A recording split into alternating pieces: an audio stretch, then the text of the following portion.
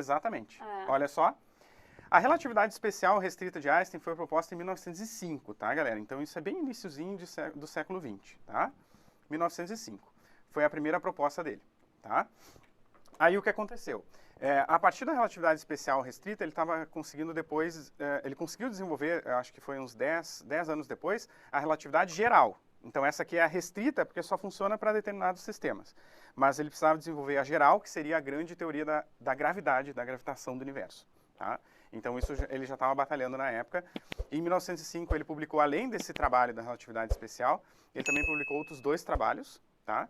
Sobre o efeito browniano, que acabou unificando 2 grandes áreas da física. Então, foi assim, foi realmente esse início do século XX, a física do século XX é um momento muito revolucionário para a ciência básica, de desenvolvimento de novas teorias para entender a natureza, que a gente estava tendo contato, e que a física que existia até então não conseguia explicar. Olha que doido, né? E aí eu falo isso na minha aula de física moderna, e aí, se a física que existia fazia essa previsão, e a gente está fazendo o experimento e está vendo uma coisa diferente, e aí uma coisa não está batendo com a outra, e agora? É a física que está errada ou é a natureza que está errada? É a física que está errada. Aí o que a gente faz quando a física está errada? Inventa uma nova. É isso, porque a física é uma criação humana. A física é uma criação humana, é a arte de descrever a natureza. Falei isso com a aula de arte e física ontem com a Celina. Eu falei que a física é a arte da descrição da natureza.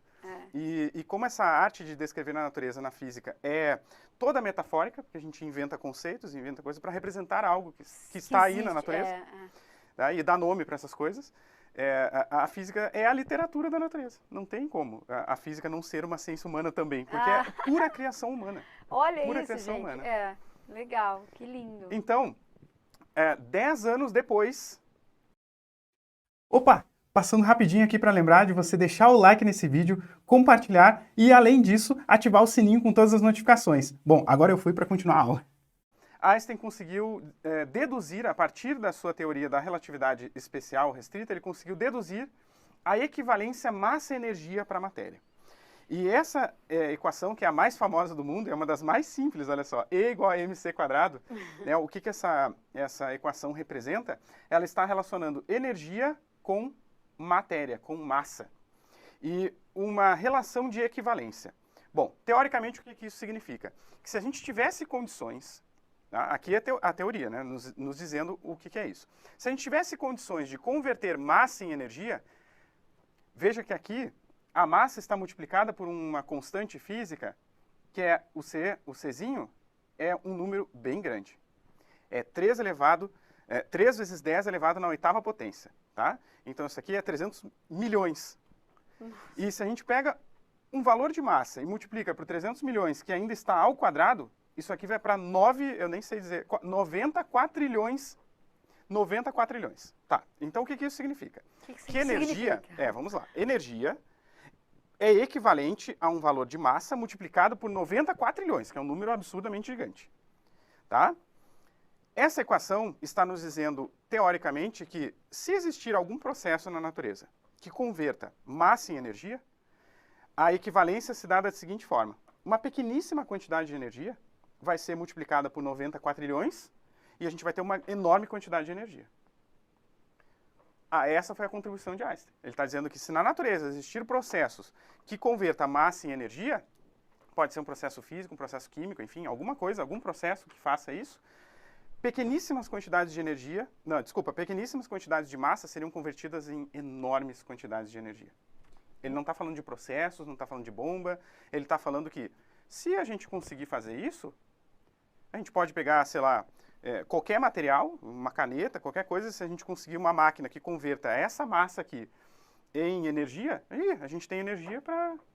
Tá tranquilo, vai estar sobrando energia na Terra, se a gente conseguisse fazer isso, né? Mas ele não tinha nenhuma noção ainda de processos que poderiam fazer isso. Mas a contribuição teórica dele já está aqui. Nossa, gente, isso sei lá, não consigo nem...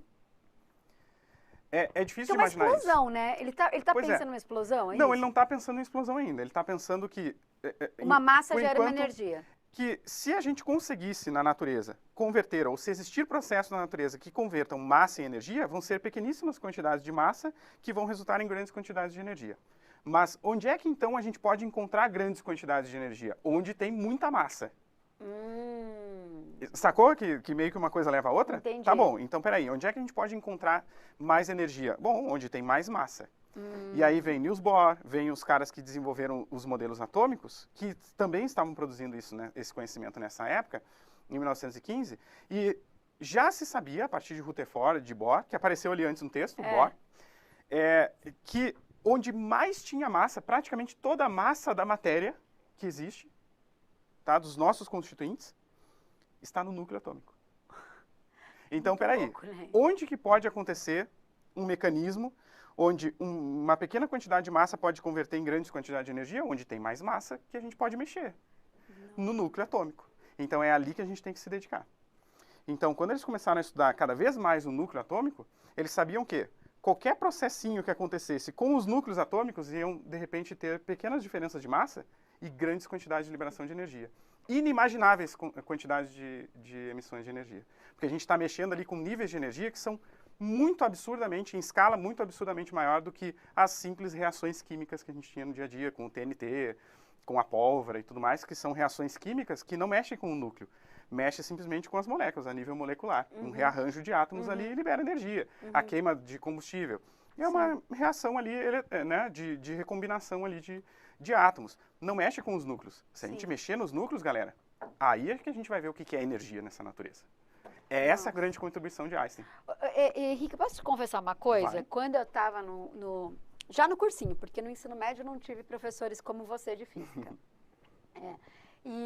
Mas eu ficava encantada com esta literatura da natureza. O duro só, né, gente, é transformar isso depois em conto, fazer a questão do vestibular.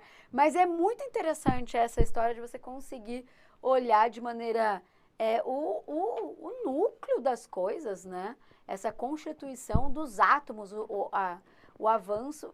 Porque você está olhando para um nível da matéria que é muito pequeno, né? Assim, É muito pequeno. É muito pequeno. A gente e só você consegue... nessa pequenez aqui, você está descobrindo como destruir a humanidade, né? Esse é o ponto.